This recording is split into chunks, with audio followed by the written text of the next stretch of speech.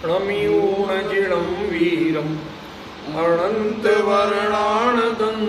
सहावम् वोच्छामिनियं सारं केवली सुध केवली भणिदम्। यह नियम सार परमागम, इसका तीसरा अधिकार शुद्ध भाव अधिकार, उसकी गाथा 42 ये अपनी चल रही है। पिछले रविवार को इस पर चर्चा हमने की थी, आगे चर्चा आज करेंगे। चौ गई भव संभ्रमण जाई जरा मरण रोग सोगाय कुल जोणी जीव मग्गण ठाणा जीवस्णो संति। थोड़ा थोड़ा पढ़ने का अभ्यास बनाए रखो, साथ साथ इस बहाने इनसे डर कम होता है, वरना प्राकृत है एक जितनी दूरी बनाओगे उतना भय लगेगा, और जितनी सहजता बनाओगे कोशिश करो उतनी सहजता लगेगी। पढ़ लें एक बार फिर से। चौ गई भव संभ्रमण जाई जरा मरण रोग सोगाय कुल जोणी जीव मग्गण ठाणा जीवस्णो संति। चौ गई भव संभ्रमणम, 4 गतियों में भव माने जन्म और मरण दोनों ही आ जाते हैं भव में, करते हुए संभ्रमण करना। अब यहाँ संभ्रमण का अर्थ अच्छा भ्रमण नहीं, प्राय किसी के आगे सम उपसर्ग जोड़ दिया जाए तो अच्छा माना जाता है, ठीक है ना। लेकिन यहाँ पर उसका अर्थ अच्छा नहीं है, बहुत अधिक के अर्थ में। 4 गतियों में जन्म मरण करते हुए बारंबार भ्रमण कर भटक, ऐसे अर्थ है। जाई जन्म, जरा बुढ़ापा, मरण मृत्यु, रोग रोग से ग्रस्त होना, शोक शोक से ग्रस्त होना, ये सब संभ्रमण का विस्तार है। कि जब संभ्रमण करते हो तो क्या क्या करते हो आप, कि जन्म लेते हो, बुढ़ापा होता है, मरण होता है, और बाकी बीच के 3 तो अनिवार्य काम है, और बाकी बीच के रोग और शोक, ठीक है ना। ऐसे प्रसंग बनते हैं। ये तो हुआ उसमें क्या घटित होता है। फिर अतिरिक्त चीजें क्या आप दिमाग पर लादते हो जो आपको शुद्ध भाव की वृद्धि में या शुद्ध भाव होने में बाधक है। तो वो क्या है, कुल का विचार करना, जोड़ी योनि जन्म का विचार करना, ठीक है ना। जीव समास या जीव शब्द जो मूल में है ये गुणस्थान के लिए, ठीक है ना, और जीव समास के लिए भी आता है। और मग्गण माने मारना स्थान, ठाणा माने स्थान, ये जीवस्णो संति, ये जीव के नहीं है। पिछली बार हमने एक चर्चा शुरू की थी और उसमें बताया था कि कर्णान योग के अनुसार ये सब जीव में होते, और आचार्य कह रहे हैं कि जीव में नहीं होते। तो उत्तर तो यही है कि यह भावना ग्रंथ, आपको अपनी भावना कैसी बनाना चाहिए जिससे, अब जैसे मान लो किसी की कोई घटना हो तो वो आदमी बड़ा परेशान, तो सब कई लोगों को जन्म से होते ही नहीं है,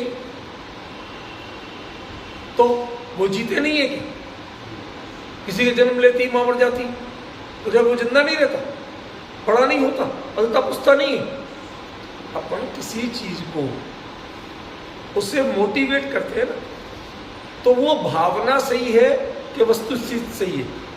बिना मां के किसी के जन्म होता है? नहीं होता।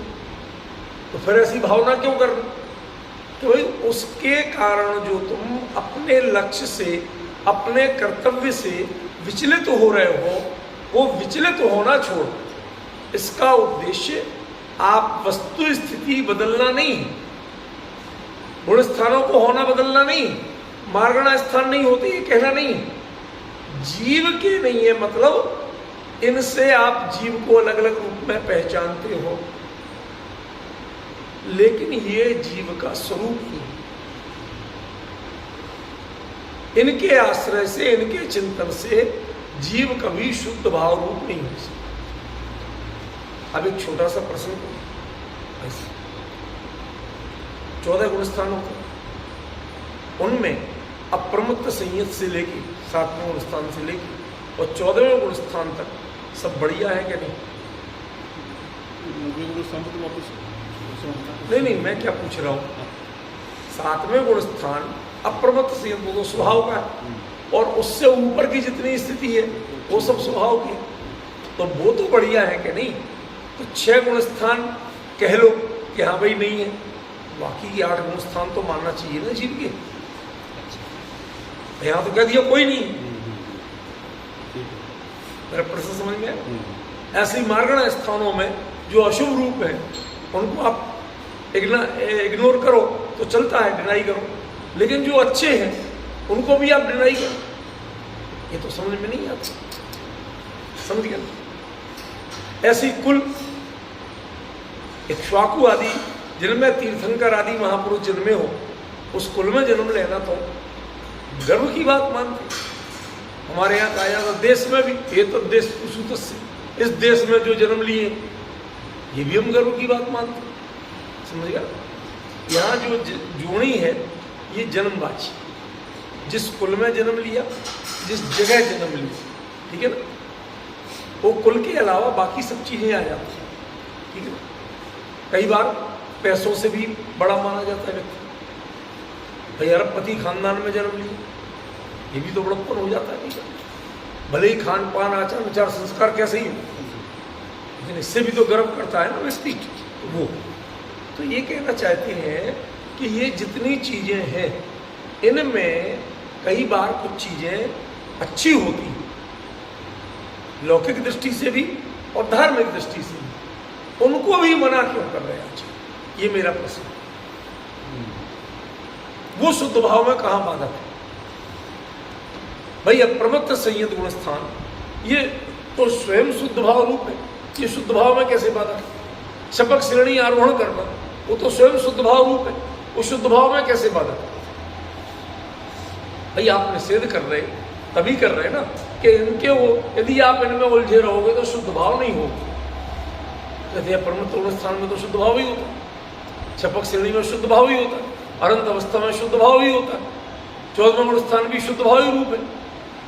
तो जो स्वयं शुद्ध भाव रूप है वो शुद्ध भाव में बाधक कैसे हो सकता? प्रश्न समझ में आया कि नहीं आया? सचिन, प्रश्न क्लियर होना चाहिए पहले। यदि प्रश्न क्लियर नहीं होगा तो उत्तर समझ में नहीं।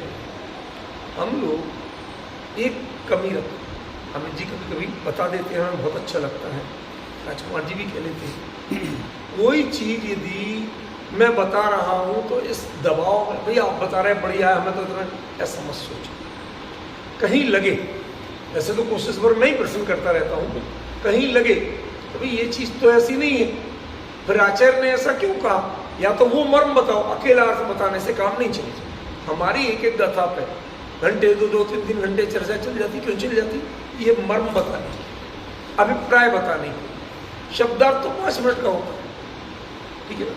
तो शब्दार्थ हमने जान लिया पर असली मर्म नहीं जाना, तो शब्दार्थ जानने का फायदा क्या? अकेले हाथ जोड़ने से विनय नहीं है। शास्त्र की असली विनय क्या होती है? अभी मैंने कुछ दिन पहले स्टेटस लिखा था, शुक्ल पंचमी याद हो। असली विनय क्या होती है? उसका अभिप्राय समझो और उसे जीवन में अपनाने की कोशिश करो। शास्त्र की विनय ये है। शास्त्र की विनय ढोक देना नहीं, चावल चढ़ाना ये शास्त्र की विनय नहीं, अकेले वेस्टर्न बदलना ये शास्त्र की विनय नहीं।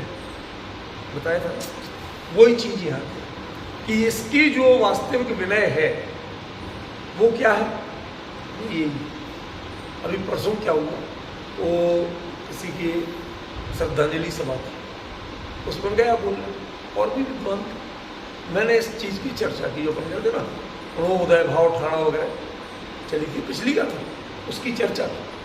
मैंने कहा देखो, नियम सार नियम संलेखना का ग्रंथ, अब उसमें कह रहे उदय भाव स्थान नहीं है, छाय भाव के स्थान नहीं है, और देखो अरे कैसे नहीं है भैया, क्या ये उदय स्थान उदय भाव नहीं, औदिक भाव नहीं होते, क्षायक भाव नहीं होते, शोभ संभाव नहीं होते, पारिणामिक भाव नहीं होते, सब होते हैं। और इनका निषेध कर रहे आचार्य, क्या चक्कर है? कहते इनके चक्कर में तुम मत उलझो, ये होते हैं होने दो, तुम इनकी परवाह मत, तुम इनकी परवाह में लग गए तो जो तुम्हें शुद्ध भाव होना है वो नहीं होगा। ऐसे ही अप्रमत्त गुण स्थान की चिंता करने से अप्रमत्त गुण स्थान नहीं, अप्रमत्त गुण स्थान के बारे में पढ़ने से समझने से अप्रमत्त, क्योंकि जो उसका स्वरूप है वो उसकी प्रयोग विधि नहीं। क्या कहा? जो उसका स्वरूप आपको दिखता है वो उसकी प्रयोग विधि नहीं। जैसे रोटी गोल होती है नहीं होती, क्यों? अभी रोटी गोल होती है ना, पक्की बात है। और यदि वो चौकोर हो जाए तो स्वाद नहीं आएगा। अब पॉइंट कि आपको ये पता है कि रोटी गोल मिलती है, बेलने में चौकोर बेलने में अनानी याद आ जाएगी आपको। वो आड़े तिरछे बेलन लग के अनाड़ी यदि चौकोर बेल भी दे वो बात अलग है, बिल जाए। लेकिन यदि आपको कह दिया जाए कि आपको चौकोर रोटी बेलना है तो सिरदर्द हो जाएगा, कोण मिलाते मिलाते परेशान हो जाओ। गोल तो वो अपने आप होती जाती, समझ गए? यही अंतर है। तो आपको जो गोल रोटी कही वो होती है गोल, लेकिन गोल कैसे होती है फिर इस पे फोकस करो या रोटी पे फोकस करो। अब यदि किसी कारणवश कोई थोड़ी टेढ़ी बन गई और आप रोटी उठा के फेंकने लगे, ये कैसी रोटी बना दी, तो क्या कहोगे? तो नादानी है भाई। एक बेलन टेढ़ा लग गया तो लग गया, रोटी तो उसी गेहूं की है, वही घी लगा है, उसी आंच पे सिकी है, उन्हीं ने बनाई है, फिर ये टेढ़ी हो गई, इसमें आपने इतना फोकस क्यों किया? पॉइंट समझ रहे नहीं? समझ? बच्चे कभी तुम्हारे बनाए और वो टेढ़ी बनाए तो भी खुश होते हो, अरे हमारी बिटिया ने बनाई। कहने का मतलब क्या है वो तो समझो। कि रोटी गोल होती है, सामान्यता होती है मन, लेकिन गोल होना ये आपकी चिंता का विषय नहीं है। गोल कैसे बनती है ये विचार करो तो समझ में आएगा। और यदि स्वाद लेना है, पेट भरना है, तो इस पर ध्यान ही मत, फिर तो स्वाद पे ध्यान दो और पेट भरने पे ध्यान दो। नुकसान तो नहीं करती है, इस पे ध्यान दो। समझ गए?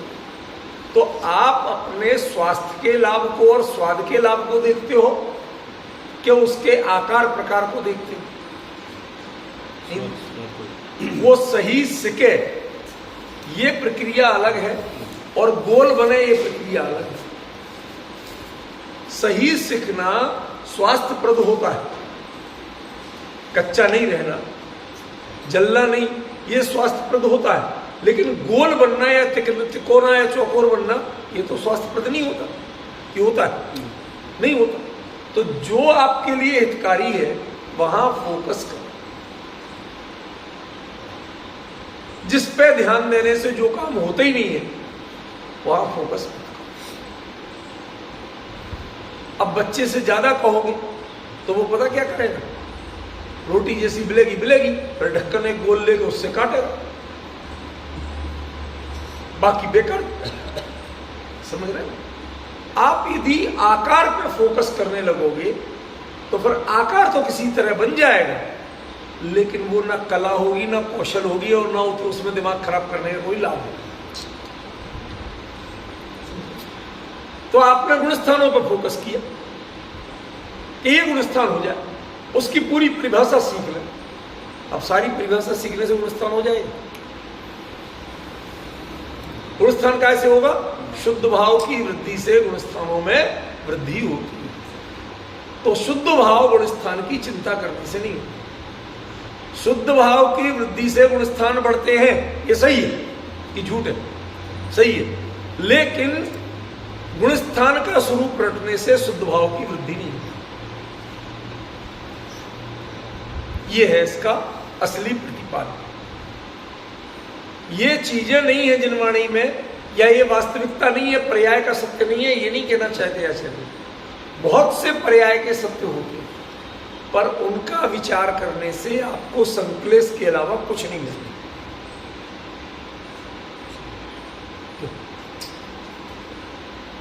किसी की कभी उंगली कट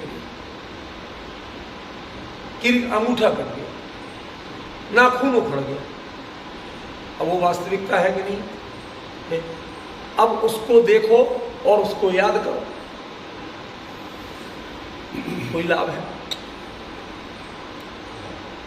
कोई लाभ नहीं है, तो काहे को उसमें माथा खराब कर,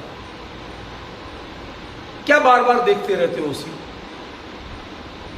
तुम्हारा व्यक्तित्व असल में तुम्हारे गुणों से बनता है, तुम्हारी नाक कान से नहीं बनता। बहुत समझ में आ रही बात? ये बताना चाहते हैं, तुम्हारे सुख दुख का संबंध तुम्हारे अंतरंग परिणामों से, शुद्ध शुद्ध परिणामों से, उसका संबंध कुल से, योनि से, जीव समाज से, मार्गणा स्थान से, इनसे कोई लेना देना नहीं। आपको बता दूं, ये जो जीवों के कितने कुल कहें, कितनी योनियां कहें, ये सब करणान योग का विषय है। गोमटसार जीव कांड पढ़िए, सारे एक एक चीज के अधिकार बने हुए, अधिकार बने हुए हैं बाकायदा।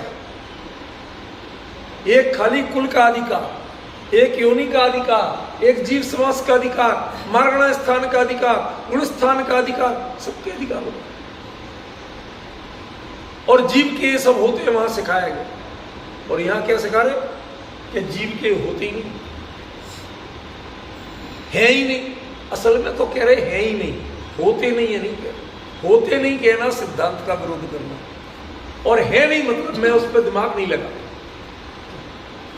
भाई साहब, दिल्ली में राष्ट्रपति भवन है, आप रहते हो वहीं, कभी कितना उपयोग किया?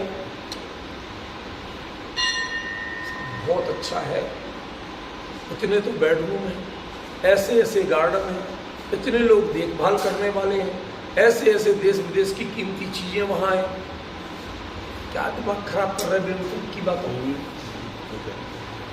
यदि ज्यादा ख्याल है ही ना, तो राष्ट्रपति बनने की प्रक्रिया बने। यदि तुम्हें ज्यादा ही पसंद है तो वो अपने आप मिलेगा। तुम राष्ट्रपति बनने की प्रक्रिया करो, उसका चिंतन करने से सिवाय संक्लेश के कुछ नहीं मिलेगा। हम बैठे बैठे मर्सिडीज के रोज ख्याल करते रहे, क्या होगा? संक्लेश ही मिलेगा, और तो कुछ होगा नहीं। और किसी की मिल जाए बैठने को और उसमें अपनापन मानने लगो, तो भी क्या होगा? सबसे बेहतर तरीका है कि ये जीवस्सनो संति, ये मेरे हैं ही हैं नहीं, होते नहीं। दुनिया में ये होते नहीं है, ये नहीं कहा, ये मेरे नहीं, जीव के नहीं है। दुनिया में वो होने दो, हमें क्या लेना देना। कोई मुनिराज है, उनके लिए बताओ ये राष्ट्रपति भवन, मर्सिडीज गाड़ी, लिमोजीन गाड़ी, बढ़िया जूते चप्पल, और कौन सी कंपनी आता नहीं पता है, ज़्यादा पता है नहीं, रियल में मुझे पता नहीं। मैं तो अपना सिंपल वाले ले लेता हूँ, मुझे नहीं होती ज़्यादा जानकारी। बच्चे जरूर जानते हैं, हमें तो कोई कंपनी कुछ नहीं पता हो। महाराज जी को क्या लेना, जिन्हें जूते पहनना नहीं, जिनकी जीवन शैली में नहीं, सब जानकारी तो ले लो, क्यों अपना उपयोग खराब? कोई महाराज जी यदि इनके बारे में व्याख्यान देने लगे कि फला फला कंपनी के जूते बहुत अच्छे होते हैं, तो क्या कहोगे? महाराज जी क्या कर रहे हो, क्या बोल रहे हो, कहां से सीखा आपने, क्या लेना देना था आपको? नहीं, आप लोगों को बताना था। नहीं, हमारा हित किसमें है ये मत बताओ, आत्मा का हित किसमें है ये बताओ। इनके चिंतन में, इनको पढ़ने सीखने में ना तुम्हारा भला है ना हमारा भला। अब डिफरेंस समझिए क्या है।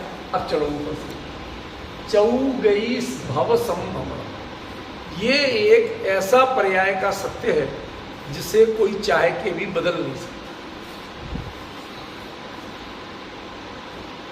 भाई कुंद जैसे महान समर्थ आचार्य भी हो गए, आयु पूरी हुई तो अगली गति में जाना पड़ेगा, नहीं जाना पड़ेगा? और आदिनाथ भगवान की पूजन पढ़ लो, जयमाला, क्यों राजकुमार जी, क्या होगा? प्रभु में ऊँटे बलद भैंसा भयो, जा पहला दियो भारे अपार रे, नहीं चाल्यो तब गिर पड़ो, पापी दे सोंटन की मार रे। प्रभु गर्भ तना दुख है अब कहूं।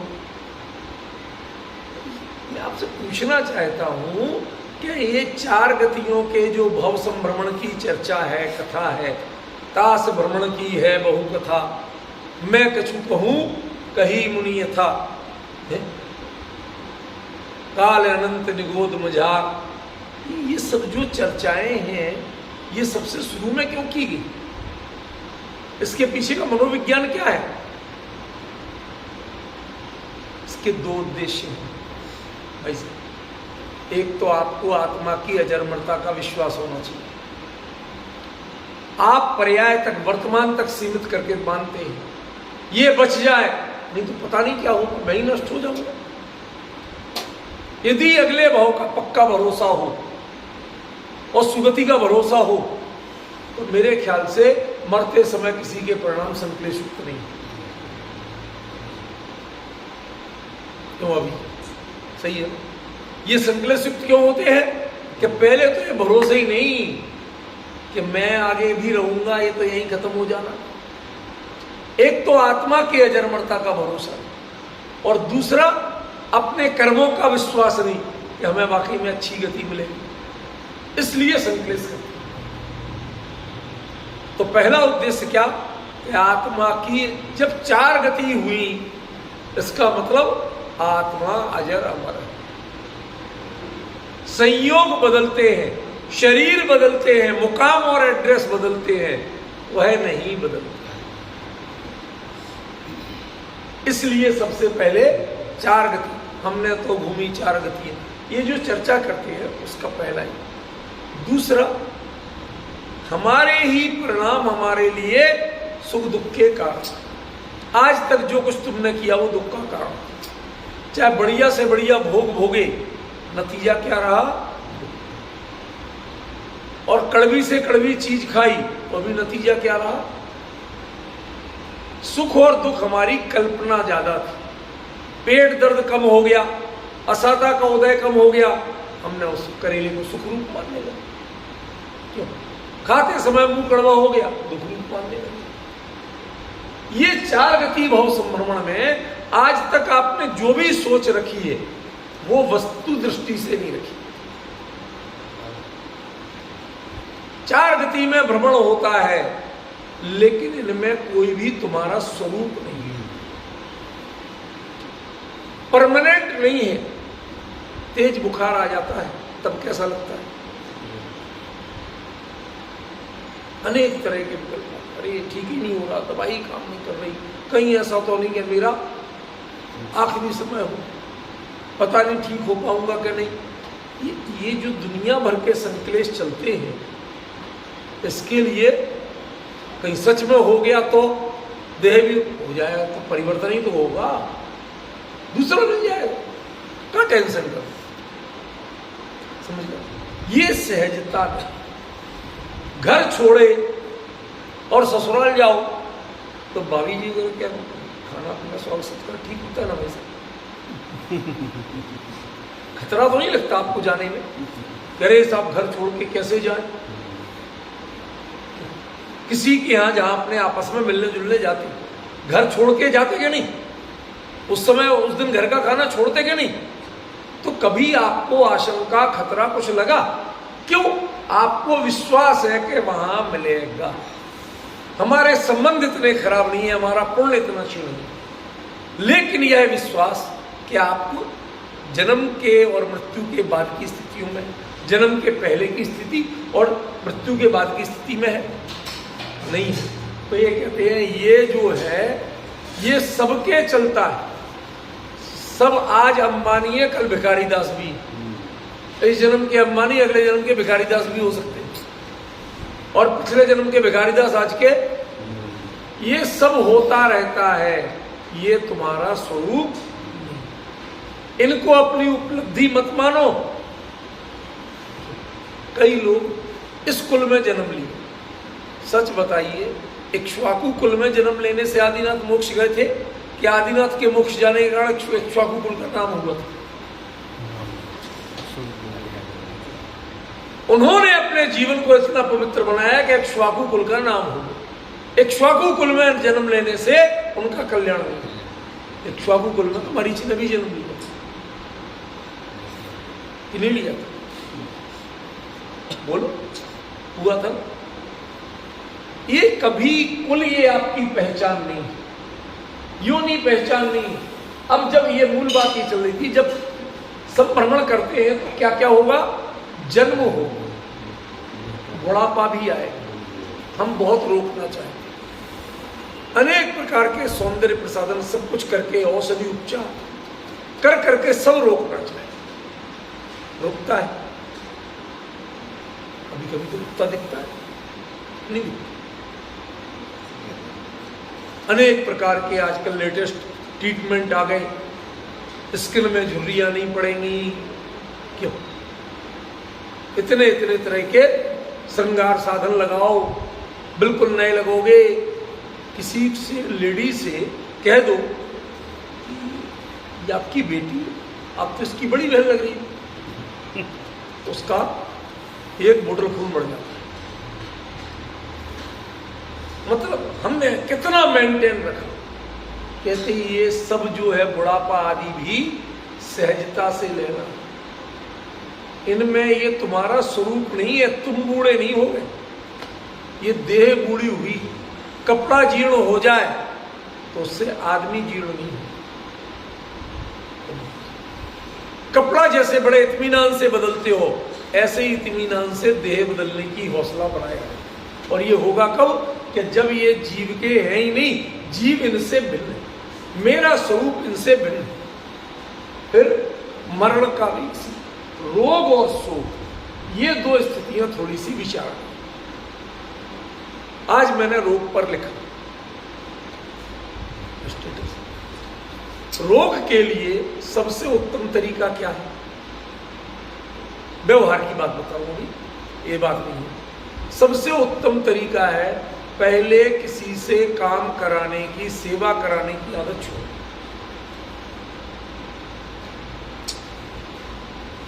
बैठे बैठे घंटी बजाई और चीज हाजिर, ये सिस्टम बंद। नीचे गिर जाए अपना खुद उठाओ, अपने अधिकतम काम खुद करो, सेवा कराने की आदत बंद करो। बॉडी में मूवमेंट बना रहे, आपको एक्सरसाइज नहीं करना, कोई योगा नहीं करना। सबसे बड़ा योगा है आप अपने अनुमतियों में कहा गया योगा कर्मसु कौशलम। आप अपनी कुशलता से, चतुराई से, समझदारी से अपने काम करते रहो, ये सबसे बड़ा योग है।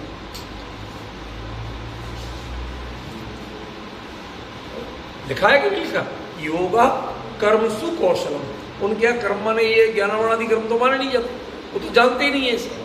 वो तो कर्म माने काम करना ही जानते। आप अपने कार्य को कुशलता से स्वयं करो, उसके लिए नौकरों के, परिवारजनों के पराधीन मत बनो। ये क्या है?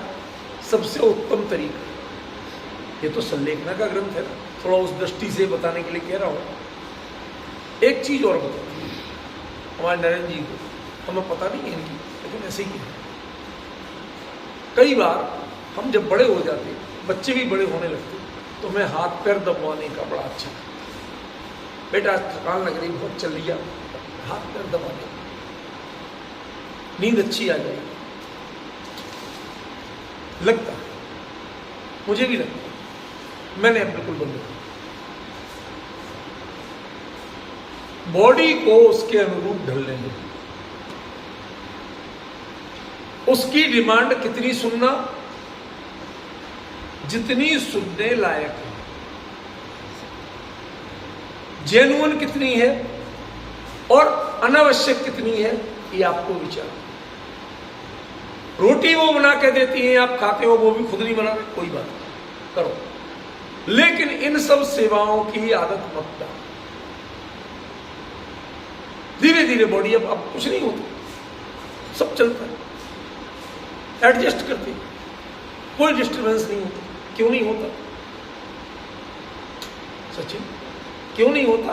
इसीलिए वो अपने आप, जितने आप इसको सुविधाएं दोगे उतनी वो आपके रोग हुआ। रोग की स्थिति में औषधि ये इतनी इंपॉर्टेंट चीज नहीं है। रोग क्यों हुआ और कैसे आप रहें कि रोग ना बढ़े, शांत हो रहे, खाए नहीं कहा, लगवाए नहीं कहा, रहे कहा। सच बताओ, रोग की स्थिति में डॉक्टर, गोली और इंजेक्शन जितने याद आते हैं, कभी अपनी समीक्षा याद आती है? भारतीय चिकित्सा पद्धति में जब वैद्य के पास जाते थे, नब्ज देखता था वो, मैं फला चीज खाई थी, तुम देर तक जगे थे, और यहाँ सचिन रात को 2 बजे तक फोन देखता रहता है, गड़बड़ियां काहे चल रही हैं? डिफरेंस समझ रहे हैं? वो बताता था डॉक्टर के इससे चक्कर नहीं है, अच्छा ये तकलीफ है, ये लो दो, ये इंजेक्शन, ये 4 जांच करा लो। क्यों? उसे तो पकड़ के कुछ समझ में नहीं आता, नब्ज पकड़ के समझ में नहीं आता, उधर से बता। हम पहले अपनी नब्ज खुद पकड़े, तुम्हें ये समस्या हुई क्यों और वो समस्या तुमने बढ़ने क्यों दी? कंट्रोल वहां का। 90% रोग हमारे यहां कहा गया कि एक लंघन करो उससे ठीक है, उपवास नहीं। उपवास और लंघन में क्या अंतर है? उपवास में तो उपयोग हटा देते हैं, वहां से स्वयं हट जाते हैं और धर्म कार्य में लग जाते हैं। आप संसार के सब काम करें लेकिन भोजन नहीं करना, तो कोई अच्छी बात नहीं हुई, संकलेश नहीं होगा, नहीं होगा। आपको पता रहना चाहिए कि गड़बड़ी किससे हो रही है। 90% बीमारियां आपके गलत भोजन से होती हैं, गलत जीवन शैली से होती है। आप अपनी दिनचर्या सुधारें,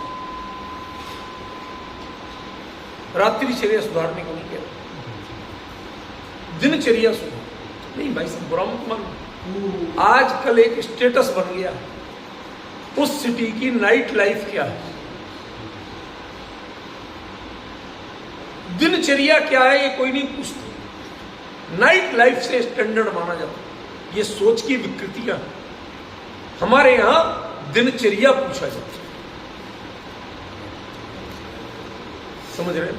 इसका मतलब हमारा जो ये शरीर है पड़ोसी, ये दिन की चर्या के हिसाब से बना, ये रात्रिचर्या के लिए नहीं। हम फोकस रात्रिचर्या पर, जब रात्रिचर्या तुम्हें ध्यान रहेगी और दिनचर्या का होश ही नहीं रहेगा, बीमार रहोगे, रोग होंगे। रोग के कारणों में पहला, और निदान में अपने आप को चेंज करो। सबसे बढ़िया निदान है पानी पी, थोड़ा। आजकल तो भाई सब कुछ, पिछले 1-1.5 महीने में 10-12 लोगों को बताया, वो उनकी कई बीमारियां होंगी, वैसे बिल्कुल ठीक है। ये रियल बता रहा हूँ आपको, कल्पित बात नहीं बता रहा हूँ आपको। उनके नाम, एड्रेस, फोन नंबर सब दे दूंगा, आप पूछ लो किसको क्या परेशानी हुई थी और क्या उसको आ रहा। क्यों? जो अपने बॉडी में एक्स्ट्रा टॉक्सिन्स जमा हो रहे हैं, हल्का कर लो, और उससे ज्यादा मन को हल्का करो। काम क्रोध आदि के कारण जो आप रिएक्ट करते थे, आप एनालाइज करना शुरू करो, विचारना शुरू करो कि तुम्हें क्रोध क्यों आता है, तुम्हें मान क्यों आता है। इतनी लोभ की भावना बांध के ले नहीं जाना। सच बताऊं, 90% भोगना भी नहीं, हम कभी बच्चों के मुंह में लाते, अभी जितनी रोटी बनाती हो उतनी खाती हो, बाकी तो बनती है। ये जितना हम पर का मोह करते हैं, आपके रोग का बड़ा कारण वो है। थोड़े निष्प्रय बनिए, उनका टेंशन करना, रिस्पॉन्सिबिलिटी इज डिफरेंट थिंग और टेंशन ये अलग चीज, उसको आप टेंशन मत बनाइए, रिस्पॉन्सिबिलिटी रखिए। जितना लौकिक दायित्व है लोक जीवन निभा, लेकिन उसको इधर पे नहीं ली।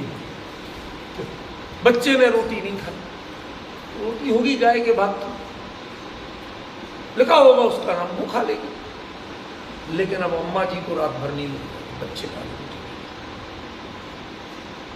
ये जो संक्लेश है, ये संक्लेश पालना छोड़ दीजिए। रोग आप स्वयं बुला रहे हैं, रोग आपके पास नहीं है। रोग से दूर आपको स्वयं होना है, रोग को डंडा मार के नहीं भगाना। दवाएं रोग को डंडा मार के भगाने की प्रक्रिया है, और अपनी जीवन शैली बदलना, अपनी चिंतन शैली बदलना, ये रोग से स्वयं दूर होने की। लेकिन इससे भी शुद्ध भाव नहीं होगा, इससे अपेक्षाकृत निरोग रहेंगे सहज। शुद्ध भाव कब होगा? ये रोग आदि मेरा स्वरूप है ही नहीं। ये रोग होते किसमें है? शरीर में और मन में। दो ही तरह के रोग है ना, दो ही है ना, शारीरिक रोग और मानसिक। न शरीर तुम हो न मन तुम हो, और शरीर और मन का उपयोग करना भी पड़े तो करना पड़े, रोग तुम नहीं। किसी की एक आंख चली जाए, महाराज कुमार जी तो कहेंगे अरे देख लो उसकी शक्ल नहीं देख लो, सुबह सुबह दिन खराब जाएगा। तो हम कह लेते हैं, कभी ऐसा कहते नहीं है, ये तो हमारी सही, ठीक है, वो तो बहुत सज्जन व्यक्ति है। तो अब हमने कह दिया किसी, और वो भी सोचने लगा हाय राम मेरे को सब लोग अपशकुन मानते हैं। कहती एक बात बताओ, वो फूट गई, खराब हो गई, कुछ भी हो गई, मैं दिख तो रहा कि नहीं दिख रहा? और जो सामने है वो ही दिख रहा कि उल्टा सीधा पहचानने लगे? काहे को परेशान हो? एक से देख के भी ज्ञान निर्णय वही ले रहा है जो दो से देख के ले रहा है। अरे सब लोग क्या कहें, लोगों के कहने पे मत जाओ, अपनी चित्तवृत्ति सुधारो। ये तुम्हारा स्वरूप नहीं है। ऐसी गतियों में भी रहे जहां पर चक्षु थी ही नहीं, तो भी रहे कि नहीं रहे? जीवन चला कि नहीं चला? बताइए। इसलिए रोग जो है उसे अपना स्वरूप मत मानो। ये पड़ोसी के यहां आने वाला मेहमान, पड़ोसी से पड़ोसी का धर्म निभाना, बोलना चालना, चिंता दिखाना, लेकिन करना। पड़ोसी के धर्म में क्या खास बात है? चिंता दिखाना, करना। ऐसे ही कभी लगे हाँ अच्छा ठीक, ध्यान रखेंगे। क्या ध्यान रखेंगे? आगे से बदपरहेजी नहीं करेंगे, ये ध्यान रखेंगे। समझ गए? और शोक ये ऐसी चीज है जिस पे आपका जोर ही नहीं है। रोग में तो आप अपने जिम्मेवार हो सकते हैं, शोक में कोई चल बसा तो क्या आपने मारा? नुकसान हो गया बिजनेस में, आपने जानबूझ के किया नहीं। अब ये रोग और उसके बाद जो शोक की स्थिति बनती है, ये तो आपके हाथ में ही नहीं है। रोग में तो थोड़े बहुत प्रयास आप कर सकते हो, शोक में कोई प्रयास नहीं है। उसको तो एकदम लोक व्यवहार है। बाकी अपने आप को संभालना आपको 100%।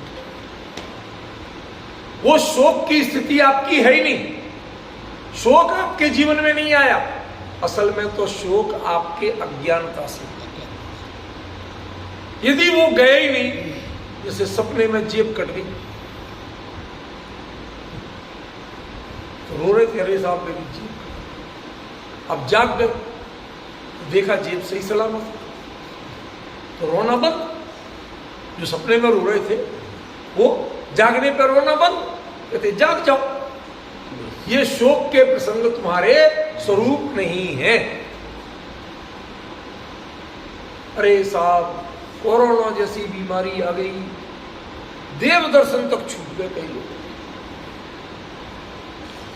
मैं पूछता हूं, देव दर्शन करके कौन सा तीर मारते थे? क्षमा करना समझो। यदि वहां जाके एक औपचारिकता पूरी करने के बाद तुमने कभी एनालाइज किया कि तुम्हारे परिणाम कितने सुधरे मंदिर आके, या कोरम पूरा किया, चावल चढ़ा के प्रक्षाल करके, यदि परिणामों में अंतर नहीं आया, वो शुद्धता की ओर नहीं बढ़े, तो इससे औपचारिकता का लाभ क्या है? इसलिए संयोगों की स्थिति पे शोक मत करो। शोक 99.9% संयोगों की स्थिति में होता है। कभी कभी हम अपनी भूल से भी शोक करते हैं। कोई चीज हमें याद कर ली थी, ये जाके करेंगे, और एन मौके पर भूल गए। अब इसमें कौन सा संयोग है? भाई आप ही ने याद की थी, आप ही भूल गए। अरे राम राम राम, मैं स्पेशली वहां तक गया था, यही चीज लाना भूल। जो होना था होता, स्वयं जगत परिणाम मैं जक्का करता था। ये जगत के कामों को अपना कर्तव्य मत मानो। कर्तव्य माने कर नहीं करना था, हो रहे थे, उसमें ज्यादा टेंशन भी नहीं करना। मुनि धर्म आ जाएगा तो बिल्कुल ही नहीं करना। संसार में जब तक साकार धर्म है तब तक टेंशन नहीं करना, लेकिन उसके कर्तृत्व का श्रेय या खेद दोनों अपने को लेने की जरूरत है। शोक में ध्यान रखना श्रेय भी है और खेद भी है। क्यों? श्रेय लोगे तो शोक नहीं होगा। असल में शोक कहते किसको? आपको घाटा हो जाए तो शोक करते हो, कि फायदा हो जाए तो शोक करते हो? तो आपकी खांसी में वृद्धि हो गई,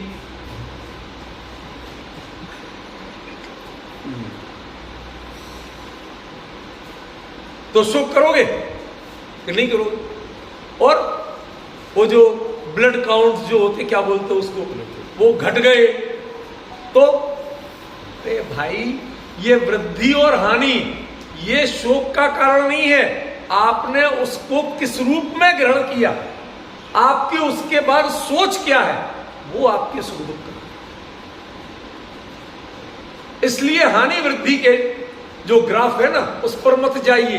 अपनी विचार शैली को संभालिए कि उससे आपका जुड़ाव वो दुख का कारण, उससे जुड़े ही नहीं।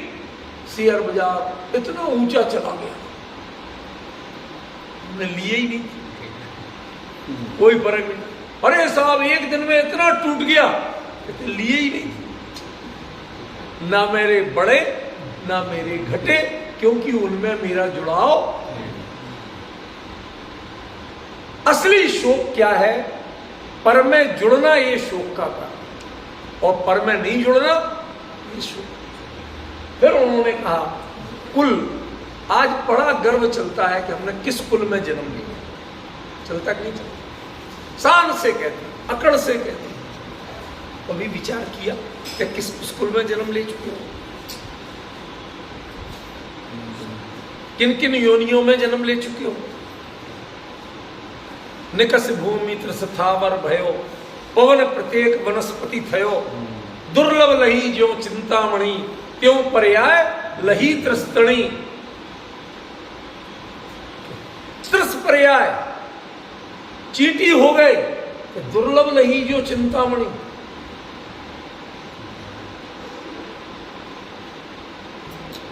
और जो विमानवासी हु थाय, कहते चाहे फिर जाके वहीं पहुंच गए। इस परिभ्रमण में ये जो पहिया होता है, पहिया होता ना, साइकिल का हो, गाड़ी का हो, कोई भी हो, जो पहिया होता उसमें कौन सा पॉइंट अपने ऊपर गर्व करे?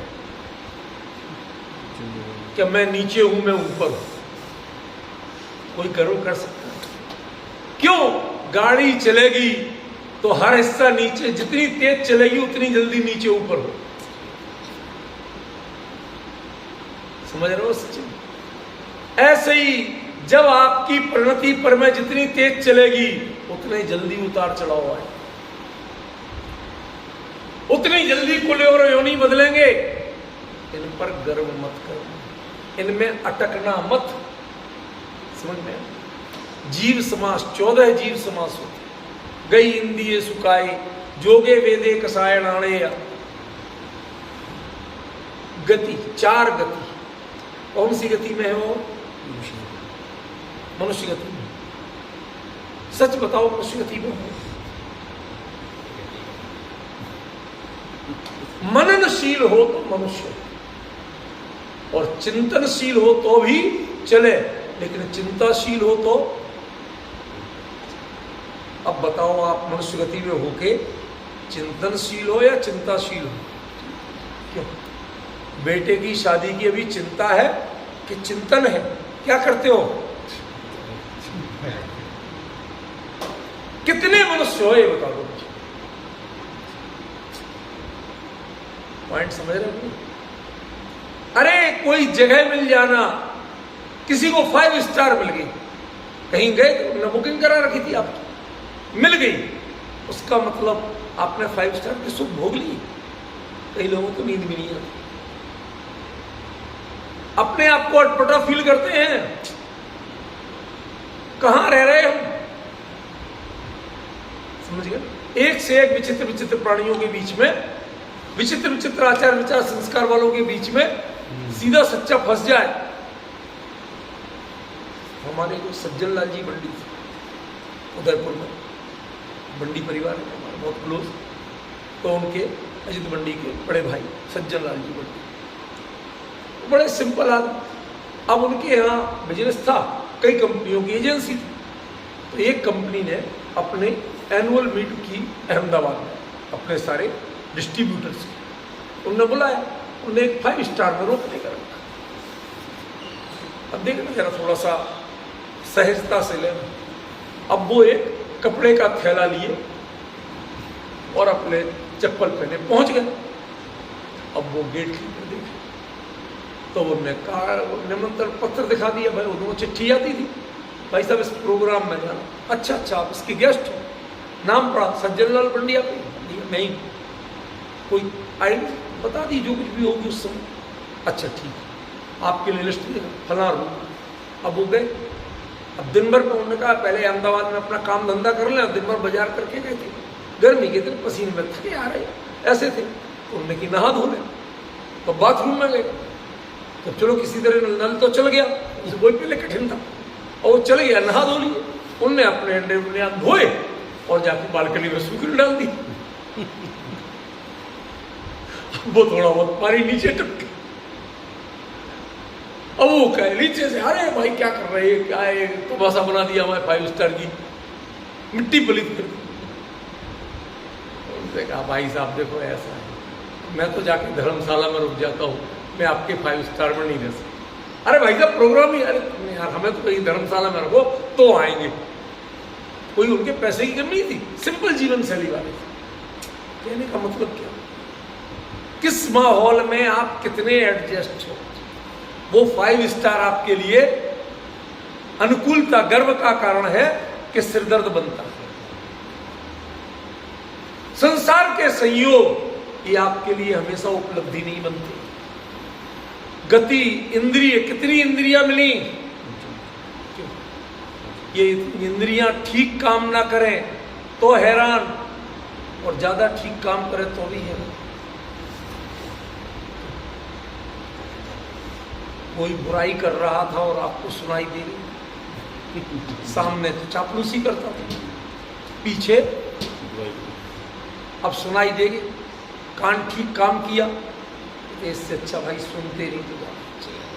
हमारा अपने बेटे पे विश्वास तो था, अब बेटे बहू की बात सुन ली कि और पापा कुछ दिनों जिएंगे, उसके बाद तो अपनी है, कुछ दिन निभा ले भैया। अब बताओ कैसा लग रहा, बताओ कैसा लगेगा? ये भगवान इसके लिए पैदा किया था, इतना पाला। ये सब संक्लेश है, गति भी, इंद्री भी, काय भी।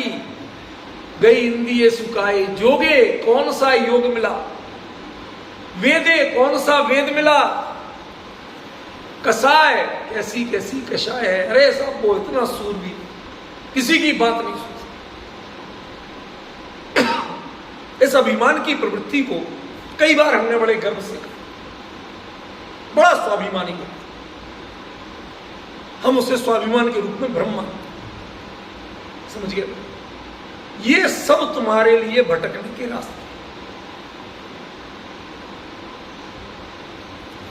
ये उपलब्धियां नहीं है, ये होते हैं, लेकिन इनमें तुम मत अटको, तुम इसमें अपने आप को मत खोजो, तुम्हें इससे भिन्न अपने स्वरूप को खोजना है, तब शुद्ध भाव हो।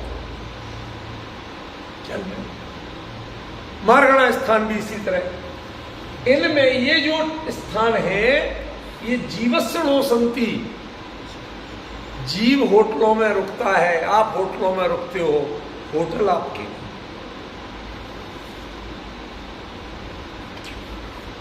लिख के रखते हो, फला जगह गए थे, फला होटल में रुके थे, फला रूम नंबर था। कितने दिन याद रखते हो भाई साहब? और अपना एड्रेस बिल्कुल याद है, आधी रात को भी याद है। यही अंतर है, ये भी आपका पड़ाव है और वो भी आपका पड़ाव था। जैसे उसमें ममता नहीं की आपने, उसमें एकत्व स्थापित नहीं किया, तो इसमें क्यों कर रहे हैं? जबरदस्ती इसकी रिपेयरिंग में लगे रहते हो। उसकी तो रिपेयरिंग नहीं करवाई थी, नहीं आ रहा समझ, बदल लेंगे, दूसरा ले लेंगे। इसमें क्या आप बदलने में इतनी सहजता रखते हो? कौन नहीं करने देता? क्योंकि इसमें आपने एकत्व ममत्व स्थापित किया हुआ है। आचार्य वो ही कह रहे हैं कि इनमें एकत्व ममत्व स्थापित मत करो। खतरे की बात इनका होना नहीं है, खतरे की बात इनमें तुम्हारा होना। दुनिया में क्या क्या है, ये बुरी बात नहीं है, खतरे की बात नहीं है, उनमें कहां कहां तुम जुड़ रहे हो, तुम्हें चिंता। शहर में 10 जगह बम रखे गए, जानकारी मिली, सांत्वना व्यक्त की, अरे भाई से बड़ा गलत, आजकल बड़े गलत लोग आ गए हैं, लेकिन किसी में आपका नाम जुड़े अब, और 10 बम की न्यूज आई, अब इन दोनों में अंतर है कि नहीं? कोई कहे व्यंग में, अरे भाई साहब आपके यहाँ बड़े बम विस्फोट हो रहे, बड़े आजकल एक और टोन चलती, बड़ी गर्मी करा रखी, जैसे हम टेम्परेचर बढ़ा रहे हो, ऐसा बोलते कि नहीं बोलते? बड़ी ठंड करा रखी, अरे बड़े बम विस्फोट करा रखे। मेरा क्या लेना देना, मैंने तो विचारा तक नहीं कभी।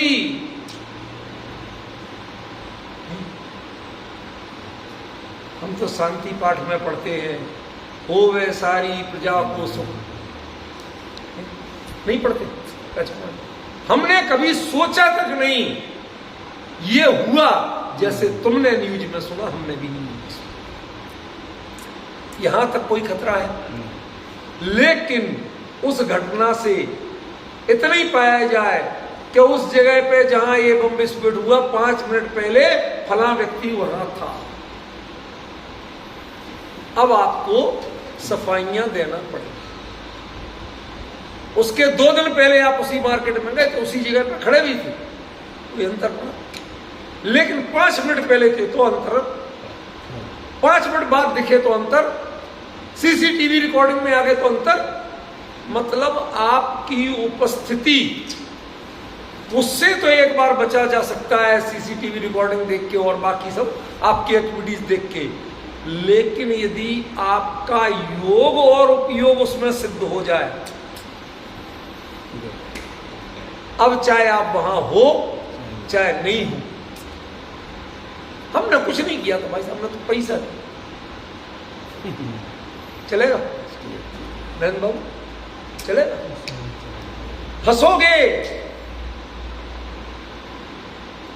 फंसोगे महीनों सालों तक, जमानत तक नहीं होगी, कोई सुनवाई नहीं होगी, कोई कोर्ट सुनने को तैयार नहीं होगा। जब जानेगा कि ये आतंकवाद की गतिविधि में इसका योग और उपयोग शामिल था, या उस पर आरोप भी है, अपने ऊपर आरोप भी ना आ पाए, ऐसी अपनी चिंतन और जीवन शैली बनाओ। जीवस्व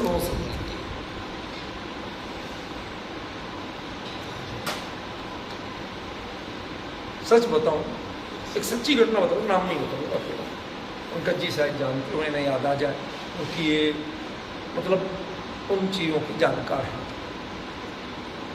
एक व्यक्ति मेरे से कुछ दिन पहले मिले, यहीं दिल्ली, किसी समारोह धार्मिक था, उस पर मंच पे बैठे, नीचे तो वो मिल ली जय जय। अब भाई मंच पे तो पैसा वालों को बिठाया जाता, हमारे पास तो है नहीं ना, हम नहीं पाते इतना, उनको तो कोई ने पूछा, उनको बिठाया गया मंच पे। ठीक है, 5 मिनट पहले हमें भी बुलाया था कि हाँ जो विद्वान आए उनको हम, फिर आप जरा उधर बैठते हो, इधर जरा उन पे जो मुख्य अतिथि आती कोई बात नहीं, हम शांत बैठे। किसी ने मजाक उड़ा लिया और देख लिया पंडितों की कितनी इज्जत है। 3 दिन बाद उन्हीं का नाम था अंतर्राष्ट्रीय हथियार सौदे की दलाली। न भारत टाइम्स में छपा था बाकायदा, इससे देखने बताओ। अब क्या फील कर रहे हैं कि आप साथ नहीं बैठे, आपके साथ में फोटो नहीं थे।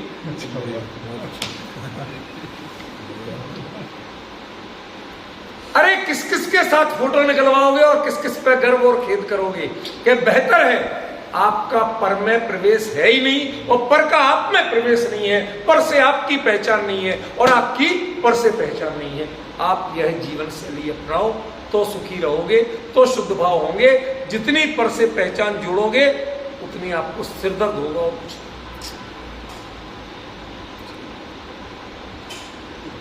ये गाथा कहती क्या है? जो असली हार्द है वो हम नहीं समझते, हम और चीजों पे दिमाग लगाते। समझ रहे? थोड़ा सा इसको समझिए कि ये शुद्ध भाव की वृद्धि करना है। ये सब संसार में होंगे, लेकिन संसार तुम में ना आ जाए और तुम संसार में ना हो जाओ, बस इसकी चिंता करो। ये तुम्हारे मन में आ गया या तुम्हारा मन इनमें भटक गया, ये खतरा है। दुनिया में ये होना खतरा नहीं है, तो होता रहे, कहीं ना कहीं कुछ ना कुछ तो होगा। समझ गए? कहीं ना कहीं सर्दी गर्मी सब पड़ेगी, इसमें ये पड़ना खतरनाक नहीं है, तुम्हारा उसमें जुड़ना खतरनाक। आचार्य ने यही बताया और कुछ नहीं बताया। आज समय हो गया, अगली गाथा पर चर्चा अगली।